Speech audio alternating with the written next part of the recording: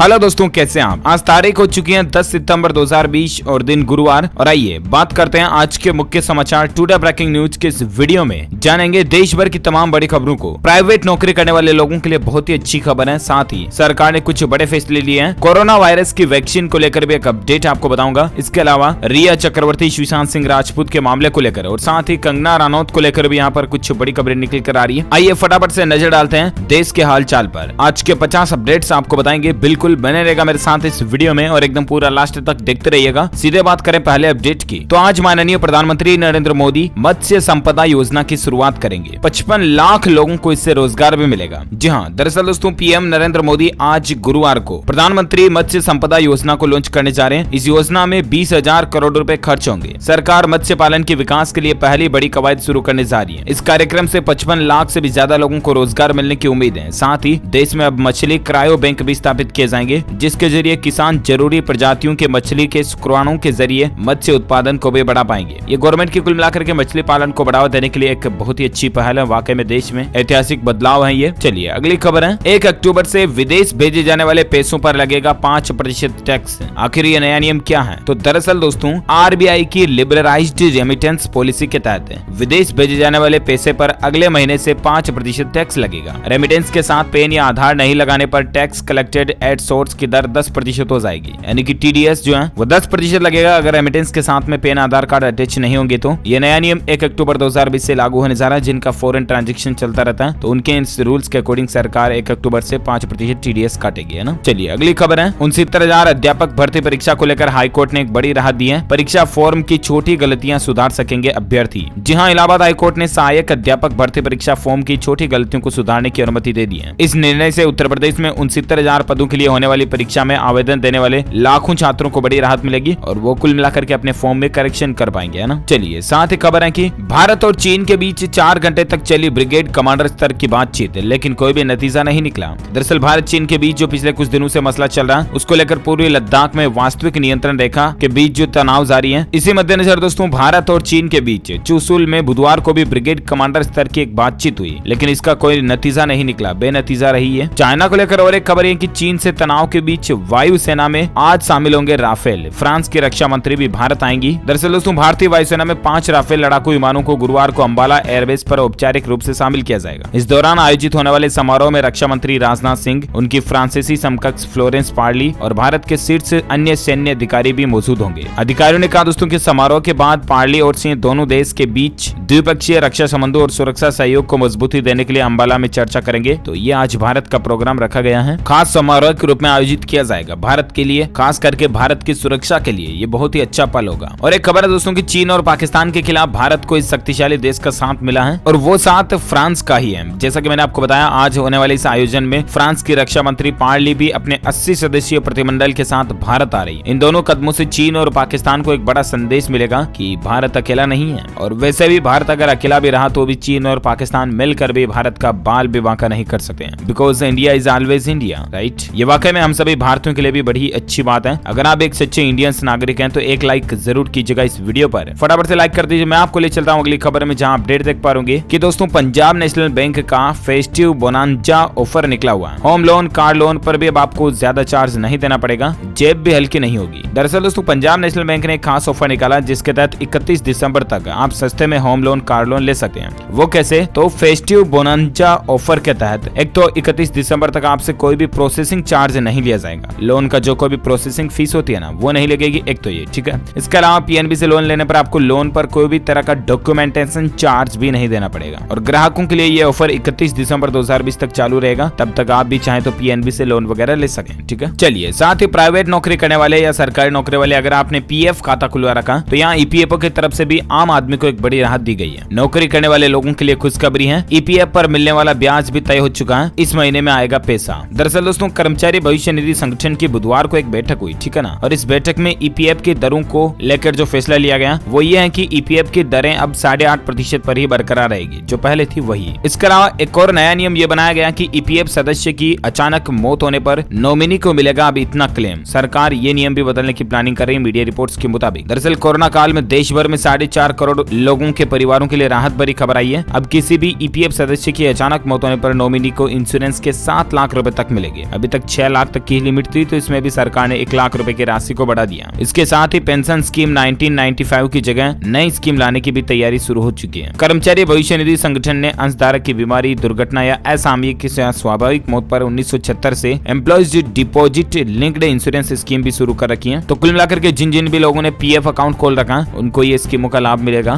देख सकते हैं आपकी पीएफ खाताधारकों के लिए खुशखबरी है, अब 7 लाख रुपए तक का एक्स्ट्रा फायदा मिलेगा। वो ऐसे ही जैसे कि इंश्योरेंस के रूप में मैंने आपको बताया अधिकतम आश्वासन लाभ है ना, जो पहले 6 लाख था उसको 7 लाख कर दिया। इसके अलावा ब्याज तो पीएफ का तय वही हुआ जो 8.5%, लेकिन अब 2 किस्तों में आएगा पैसा। वो ऐसे दोस्तों के 8.5% ब्याज की जो राशि होगी ना, उसमें से 8.15% ब्याज तो आपको दे दिया जाएगा, लेकिन बाकी जो 0.35% ब्याज जो है वो दिसंबर महीने में मिलेगा। तो ये भी पीएफ में बदलाव किया गया, कल ही जो ईपीएफओ की मीटिंग हुई उसमें, है ना। बाकी सब्सक्राइबर्स के लिए गुड न्यूज है, 8.5% ब्याज मिलता रहेगा। चलिए साथ ही अगली खबर है दोस्तों की, मर्यादा पुरुषोत्तम श्री राम के नाम पर किया जाएगा अयोध्या एयरपोर्ट का नाम, अंतर्राष्ट्रीय स्तर पर बनाने की भी तैयारी चल रही है। दरअसल श्री राम जन्मभूमि मंदिर निर्माण कार्य प्रारंभ होने के बाद अब भविष्य की जरूरतों के लिहाज से अयोध्या तैयार हो रही है। अयोध्या के कायाकल्प के लिए उत्तर प्रदेश की योगी आदित्यनाथ सरकार ने कोई कमी नहीं छोड़ी है। इसी सिलसिले में अब अयोध्या एयरपोर्ट का नाम भी बदलकर मर्यादा पुरुषोत्तम श्री राम के नाम पर किए जाने की तैयारी चल रही है। सरकार ने एयरपोर्ट को अंतर्राष्ट्रीय स्तर पर बनाने की भी पहल शुरू कर दी है। खबरों की माने दोस्तों तो अगले साल यानी कि ठीक 2021 में एयरपोर्ट का निर्माण पूरा करने की योजना है और इस एयरपोर्ट का नाम भी श्री राम एयरपोर्ट के नाम पर ही रखा जाने की प्लानिंग चल रही है। तो ये वाकई में अच्छी बात होगी कि अयोध्या में जो एयरपोर्ट है वो तो राम जी के नाम से ही होना चाहिए ना, राइट। आप भी मेरी बात से सहमत है दोस्तों, तो इस वीडियो के नीचे कमेंट बॉक्स में जय श्री राम जरूर लिखिएगा, लिख दीजिए अभी का भी फटाफट से जय जय श्री राम। और अपन आगे बढ़ते हैं फटाफट से अगले अपडेट में। तो दोस्तों कंगना रनौत को लेकर आपको पता होगा कल से ही बहुत बवाल मच रहा, हालांकि पिछले कुछ दिनों से यह मसला चल रहा। कल उनके ऑफिस घर वगैरह को भी तोड़ दिया गया और ऐसे में उसके बाद कंगना बोली कि उद्धव ठाकरे आज मेरा घर टूटा है, कल तेरा घमंड टूटेगा। भाजपा ने बदले की कार्यवाही बताया। जी हाँ, दरअसल कंगना रनौत Y+ कैटेगरी की सुरक्षा के साथ मुंबई पहुंच चुकी है। एयरपोर्ट पर बड़ी संख्या में लोग उनका समर्थन करने पहुंचे थे। वहीं दूसरी ओर शिवसेना कार्यकर्ता भी वहां विरोध प्रदर्शन के लिए पहुंचे थे। अभिनेत्री कंगना रनौत के मुंबई पहुंचने से पहले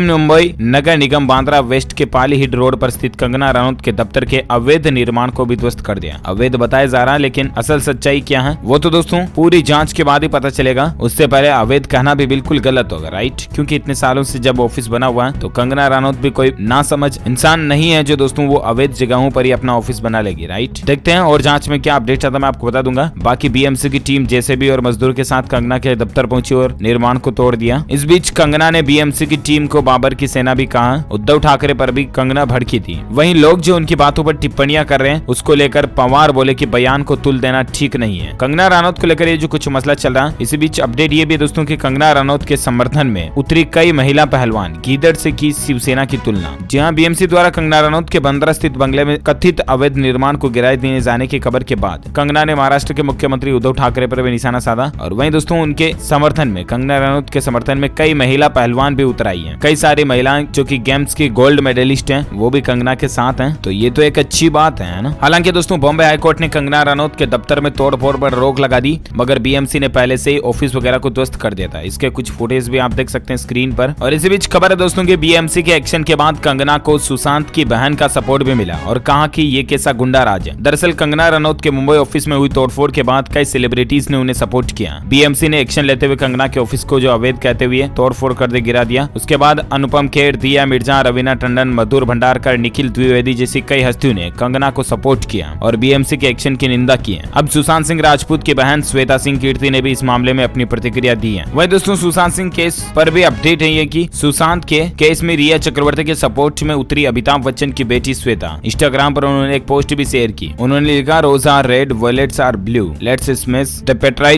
मी एंड यू। इसी बीच दोस्तों सुशांत केस को लेकर रिया ने अदालत से जमानत देने की मांग की थी इस आधार पर, लेकिन उसको मना कर दिया गया। दरअसल दोस्तों रिया चक्रवर्ती की तरफ से दायर जमानत याचिका में एनसीबी की डिमांड एप्लीकेशन में कई गई बातों का भी जिक्र किया गया। जमानत याचिका में बताया गया कि अलग अलग आरोपियों के बयान के आधार पर जो रिया के खिलाफ कार्यवाही की गई वो ठीक नहीं है। इतना ही नहीं, जांच एजेंसियों ने रिया पर जबरदस्ती बयान देने का दबाव वगैरह भी बनाया था। तो दोस्तों बॉलीवुड इंडस्ट्री को लेकर ये कुछ अपडेट्स चल रहे हैं और आज दिन में क्या खबरें आती है मैं आपको बता दूंगा DLS न्यूज के ऊपर। फिलहाल अगली खबर में बात करें आज के 10 सितंबर के मौसम पूर्वानुमान की, तो भारतीय मौसम विज्ञान विभाग की चेतावनी के मुताबिक आगामी 24 घंटों के दौरान केरल, दक्षिण आंतरिक कर्नाटक, मध्य महाराष्ट्र, उड़ीसा, असम, मेघालय, नागालैंड में भारी बारिश की उम्मीद है। अच्छा, इसके अलावा बिहार, पूर्वी उत्तर प्रदेश, झारखंड, मध्य प्रदेश, दक्षिण भागों में 36 छत्तीसगढ़, गुजरात, तेलंगाना, रायलसीमा, उत्तरी आंतरिक कर्नाटक, तमिलनाडु, पूर्वोत्तर भारत के बाकी हिस्सों में मध्यम बारिश का अनुमान है। पश्चिमी मध्य प्रदेश, उत्तराखंड समेत उत्तर पश्चिम भारत में छिटपुट बारिश रहेगी। तो ये मौसम विभाग का अलर्ट है। और बात करें दोस्तों आज के सराफा बाजार में सोने चांदी के रेट की, तो विदेशी बाजारों में सस्ता हुआ सोना, लेकिन भारतीय सराफा बाजार में भी कुछ जगहों पर कीमतें बढ़ी है। अभी वैसे सोने के रेट की बात करें तो सस्ता हुआ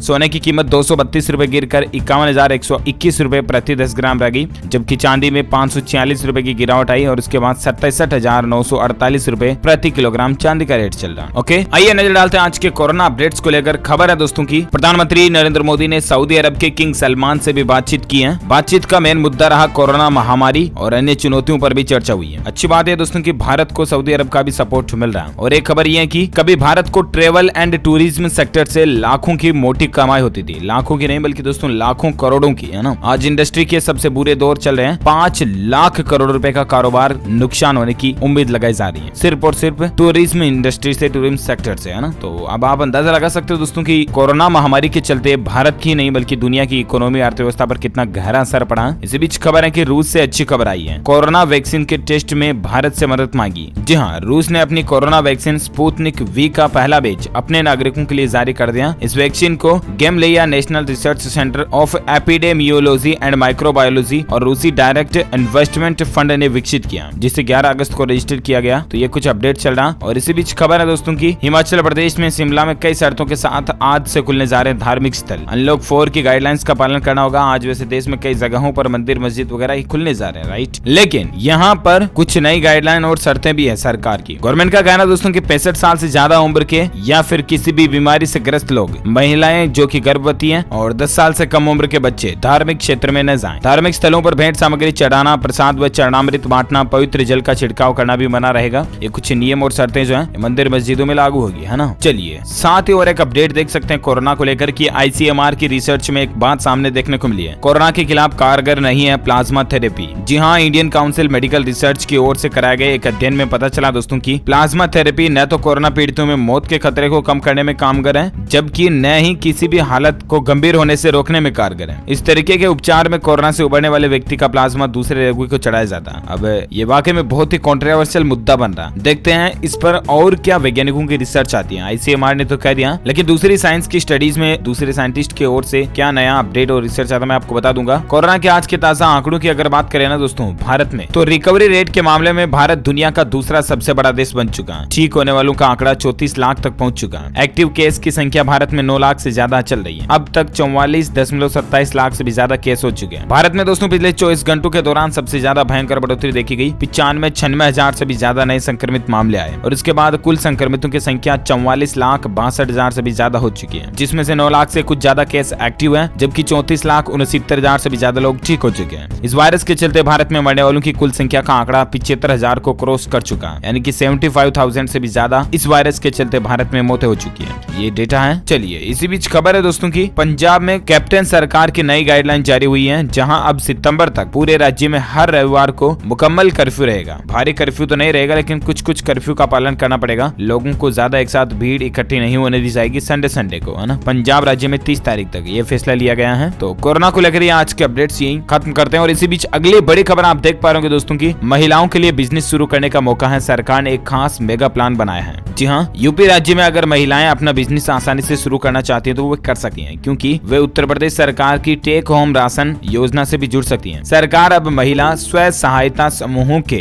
जरिए राशन की सप्लाई करेगी। राज्य ग्रामीण आजीविका मिशन ने इसके लिए संयुक्त राष्ट्र यानी कि यूएन के वर्ल्ड फूड प्रोग्राम के साथ भी एक समझौता किया है। तो कुल मिलाकर के यूपी के सीएम योगी आदित्यनाथ का कहना कि ये 20 साल में स्वयं सहायता समूहों को मिले कर्ज को लगभग दुगुना कर देगा और एटलीस्ट ये महिलाओं के लिए खास अच्छी स्कीम है। 18 जिलों में प्रोजेक्ट चलेगा। ये कौन कौन से लिस्ट आप इसकी स्क्रीन पर देख सकते हैं। चलिए साथ ही खबर दोस्तों की फ्लिपकार्ट कंपनी की जोरदार तैयारी देखिए। 50,000 से भी ज्यादा किराना स्टोर से हाथ मिलाया है। त्योहारी सीजन में जल्दी आपको सामान की डिलीवरी मिल पाएगी। जहाँ दरअसल कोरोना महामारी के बीच ई कॉमर्स कंपनियां आगामी त्योहारी सीजन के लिए तैयारियां कर रही हैं। इसी बीच फ्लिपकार्ट कंपनी ने 50,000 किराना स्टोर के साथ टाई अप किया और इसका उद्देश्य यह है कि अप स्किलिंग के साथ साथ किराना स्टोर के लिए अतिरिक्त आय के अवसर पैदा करते हुए लाखों उपभोक्ताओं को एक तेज और व्यक्तिगत व्यक्तिगत ई कॉमर्स अनुभव प्रदान करने के लिए फ्लिपकार्ट ने ये नई योजना बनाई है। चलिए साथ ही खबर है दोस्तों की मोदी सरकार ने इसलिए शुरू की फ्री मानसिक स्वास्थ्य पुनर्वास हेल्पलाइन। इसका नंबर क्या? दरअसल सामाजिक न्याय एवं अधिकारिता मंत्रालय के दिव्यांग जन सशक्तिकरण विभाग ने 24/7 निःशुल्क मानसिक स्वास्थ्य पुनर्वास हेल्पलाइन को शुरू किया, जिसके हेल्पलाइन के टोल फ्री नंबर है 1800-599-0019। अब ये नंबर आखिर काम क्या करेंगे, आप भी यही सोच रहे होंगे, राइट? तो मैं आपको बता दूं कि दरअसल दोस्तों इन नंबर्स को जारी करने के पीछे सरकार का मकसद ये है कि मानसिक स्वास्थ्य के बारे में आप कोई भी हेल्पलाइन ले पाओगे, मेंटल हेल्थ के बारे में जानकारी आप ले पाओगे, ठीक है ना। चलिए अगली खबर है, अब मोबाइल फोन मार्केट पर भी कब्जा करने की प्लानिंग कर रही है रिलायंस कंपनी। 10 करोड़ सस्ते स्मार्टफोन बनाने की लॉन्च करने की तैयारी में है। दरअसल जियो ग्राहकों के लिए खुशखबरी है, कंपनी दिसंबर तक सस्ते स्मार्टफोन ला सकती है, इस तरह की मीडिया रिपोर्ट चल रही है। और देखते हैं आखिर रिलायंस की तरफ से और कब और क्या नया प्रोडक्ट लॉन्च किया जाता है, मैं आपको अपडेट बता दूंगा DLS न्यूज पर। फिलहाल आप अगली खबर देख सकते हैं कि मध्य प्रदेश में 10वीं और 12वीं बोर्ड की सप्लीमेंट्री परीक्षाओं की तारीख टाइम टेबल जारी हो चुका है। 14 सितंबर से MP के 10th 12th के सप्लीमेंट्री एग्जाम शुरू होंगे। और भी आप ऑफिशियल वेबसाइट www.mpbsc.nic.in पर जाकर के चेक कर लीजिएगा। चलिए फिलहाल अगली खबर है, भारत के लिए बड़े ही गौरव की बात, देखिए जरा खुशखबरी है। अमेरिका में भारतीय अंतरिक्ष यात्री कल्पना चावला के नाम पर रखा गया USA के स्पेस क्राफ्ट का नाम। जी हाँ, अमेरिका ने अपने भारत की जो फर्स्ट अंतरिक्ष महिला यात्री थी ना, या फर्स्ट यात्री जो थी कल्पना चावला, उनके नाम पर अपने स्पेस क्राफ्ट का नाम रखा है। इस स्पेस क्राफ्ट को 29 सितंबर को लॉन्च किया जाएगा। ये वाकई में भारत के लिए बड़े ही गौरव की बात है। चलिए साथ ही खबर है दोस्तों की कर्ज लेने वालों को बड़ी राहत मिली है। अभी NPA नहीं होगा आपका बैंक लोन। आज और मोरेटोरियम पर सुनवाई भी होने जा रही है सुप्रीम कोर्ट में। तो दोस्तों बैंक लोन को लेकर आज RBI के द्वारा क्या नया अपडेट दिया जाता है या क्या नई घोषणा होती है, मैं आपको बता दूंगा DLS न्यूज के ऊपर दिन में। और एक खबर देख सकते हैं कि सरकार शुरू करेगी पढ़ना लिखना अभियान। 2030 तक देश में 100% साक्षरता का लक्ष्य रखा गया। जी हाँ, सरकार ने एक नई प्लानिंग बनाई है दोस्तों कि साल 2030 तक, यानी कि ठीक इस साल से 10 सालों बाद तक भारत में कोई भी जन, कोई भी व्यक्ति, कोई भी युवा अशिक्षित यानी कि बिना पढ़ा लिखा ना रहे। इसको लेकर केंद्रीय शिक्षा मंत्री रमेश पोखरियाल ने भी इसकी जानकारी देते हुए बताया कि सरकार ने पढ़ना लिखना अभियान चालू किया, जिसका मकसद है कि साल 2030 तक कुल साक्षरता के लक्ष्य को 100% प्राप्त करना। ये वाकई में अच्छी पहल है कि भारत का हर एक व्यक्ति बच्चा पढ़ा लिखा होगा, है ना। और एक खबर है कि भारतीय यूजर्स के लिए नया फीचर, फ्रॉड फोन कॉल से आप परेशान ना हो अब, क्योंकि गूगल आपको बताएगा कि आपको कौन किस काम से फोन कर रहा है। दरअसल जिस तरह से ट्रू कॉलर होता है ना, जिसमें स्पैम कॉल वगैरह का पहले से पता चल जाता है कौन फोन कर रहा है वगैरह वगैरह, है ना। तो अब ट्रू कॉलर को तगड़ी टक्कर देने के लिए गूगल एंड्रॉइड डिवाइस में अपना खुद का एक फोन ऐप लॉन्च करने की प्लानिंग में है। खास बात ये कि इसमें आपको कई सारी नई सुविधाएं मिलेगी। आप चाहते हैं कि सिर्फ वेरीफाइड कॉल्स ही इसमें आ जाए तो वो कॉल्स ही आएगी। इसके अलावा फ्रॉड कॉल को, स्पैम कॉल को आप पहले से ही रोक पाओगे। कंपनीज वगैरह के फोन आते हैं ना बार बार, उनको। तो गूगल का एक एज है ट्रू कॉलर की तरह नया ऐप लॉन्च होने जा रहा है ना। और एक खबर है कि क्रूड ऑयल में 7% की बड़ी गिरावट देखी गई है। दाम $40 बैरल के नीचे आ चुके हैं। और अच्छी बात है कि दोस्तों इससे भारत में भी पेट्रोल और डीजल सस्ता होगा। सऊदी अरब की सरकारी तेल कंपनी अरामको ने अक्टूबर के लिए आधिकारिक बिक्री कीमतों में कटौती की है। और इससे कच्चा तेल जब सस्ता होगा तो पेट्रोल डीजल के ऊपर भी ईंधन फ्यूल सस्ता होगा, है ना। चलिए अगला अपडेट है न्यू एजुकेशनल पॉलिसी के तहत। देखिए जरा, शिक्षकों को पदोन्नति के लिए पढ़ने के साथ साथ अब पढ़ाना भी होगा। पढ़ाने के साथ साथ अब पढ़ना भी होगा, है ना। मतलब टीचर्स को भी अब अगर प्रमोशन चाहिए तो उनको खुद को भी उच्च शिक्षा लेनी पड़ेगी, पढ़ना होगा, है ना। ये भी नई एजुकेशनल पॉलिसी में कंडीशन रखी गई है। इसके अलावा दोस्तों खबर है कि सरकार ने 3 श्रम कानूनों में बदलाव को मंजूरी दी है। आम आदमी पर इसका क्या असर पड़ेगा? तो पहला कानून तो ये कि सरकार ने मंगलवार को श्रम कानूनों में बदलाव को मंजूरी दे दी है। इस कानून के तहत 100 या इससे अधिक कर्मचारियों वाले संस्थान में छंटने के लिए विशेष प्रावधानों को सुझाया गया, यानी कि जिस डिपार्टमेंट में 100 या 100 से ज्यादा आदमी काम करते थे वहां पर भी अब आपको कुछ बदलाव देखने को मिलेंगे। इसके अलावा दोस्तों सरकार के इस कदम से राज्यों को अपने श्रम कानूनों के फ्रेमवर्क में बदलाव करने में भी मदद मिलेगी। संसद के आगामी मानसून सत्र में इन बदलावों पर मंजूरी भी ली जाएगी। तो ये कुछ अपडेट चल रहे हैं। और इसी बीच खबर है कि पेटेंट होगा अटल कृषि मित्र ATL का पहला आविष्कार, बदल जाएगा खेती का तरीका। जी हाँ, government higher secondary school Bilaspur के अटल टिकरिंग लैब के 3 बाल वैज्ञानिकों की मेहनत रंग लाई है। देश में किसी ATL का पहला आविष्कार है जिसे पेटेंट कराया जा रहा। नीति आयोग से मिले सूत्र के मुताबिक 30 सितंबर तक इंडियन पेटेंट ऑफिस मुंबई में पेटेंट कराने के लिए आवेदन की प्रक्रिया भी पूरी हो जाएगी, है ना। दरअसल ये उपकरण कुछ ऐसा है कि लेटेस्ट आधुनिक यंत्र का आविष्कार है जिसके व्यावसायिक उपयोग के लिए डेल कंपनी ने कुछ और सुधार किए हैं। रोबोट के जरिए खेतों से जुताई, बुआई, कटाई और धान की फसल मिसाई के साथ साथ कीटनाशकों का छिड़काव भी होगा। तो खेती में बहुत बड़ा बदलाव देखने को मिलेगा, है ना। और एक अपडेट है कि GST काउंसिल की अगली मीटिंग 19 सितंबर को होने जा रही है। देखते हैं इस मीटिंग में क्या क्या फैसले आते हैं, क्या चीजें सस्ती होती है, क्या चीजें महंगी होती है और किन चीजों से जीएसटी स्लैब को हटाया जाता है। जो कोई भी अपडेट आएगा मैं आपको बता दूंगा। और एक खबर है कि बद्रीनाथ धाम को बनाया जाएगा स्पिरिचुअल मिनी स्मार्ट सिटी। ये भी कहना प्रधानमंत्री नरेंद्र मोदी का। दरअसल पीएम मोदी ने कहा दोस्तों कि केदारनाथ और बद्रीधाम का विकास आध्यात्मिक वातावरण के अनुरूप होना चाहिए। उन्होंने बद्रीनाथ को स्पिरिचुअल मिनी स्मार्ट सिटी बनाने का सुझाव दिया। तो ये भी पीएम मोदी गवर्नमेंट की अच्छी प्लानिंग है वाकई में। और एक खबर है कि रेलवे शुरू करेगा गरीब रथ जैसा एक और नया एसी क्लास, लेकिन किराया भी इसका ज्यादा नहीं होगा। भारतीय रेलवे कोरोना संकट के मद्देनजर यात्री सुविधाओं में बढ़ोतरी करने के लिए हर संभव प्रयास कर रहा है। इसी के तहत एक नया एसी क्लास शुरू करने की भी रेलवे की कवायद चल रही है और देखते हैं। इसी के साथ ही दोस्तों यहाँ दिन भर की तमाम बड़ी खबरें, मुख्य समाचार, टुडे ब्रेकिंग न्यूज का वीडियो में फिनिश होता है। आप मुझे नीचे कमेंट करके जरूर बताएगा कि भारत की पहली महिला अंतरिक्ष यात्री कौन थी। जो लोग इस सवाल का सही जवाब इस वीडियो के नीचे कमेंट बॉक्स में देंगे ना, वो रैंडमली पिक किए जाएंगे हमारी डीएलएस न्यूज टीम की तरफ से और आप जीत सकते हैं एक शानदार सरप्राइज गिफ्ट जो कि गिव अवे के रूप में आप तक पहुंचा दिया जाएगा। वैसे आपको बता दूं गिव अवे में पार्टिसिपेट करना बिल्कुल फ्री है। आप ₹1 भी किसी के झांसे में आकर के डीएलएस न्यूज के नाम से किसी को ना दे, ठीक है ना। इसी के साथ ही अगर आपको ये वीडियो अच्छा लगा तो इसे लाइक कीजिए, ज्यादा से ज्यादा लाइक करके अपने दोस्तों के साथ फेसबुक और व्हाट्सएप पर भी शेयर करना। और साथ ही अगर आप चाहते हैं कि रोजाना आपको काम की खबरें तुरंत मिलती रहे ना, तो डीएलएस न्यूज चैनल को सब्सक्राइब करके बेल आइकन जरूर दबा देना ताकि आपको रोजाना की ताजा अपडेट्स तुरंत मिलते रहेंगे। Thank you, take care, goodbye, जय हिंद, जय भारत, वंदे मातरम।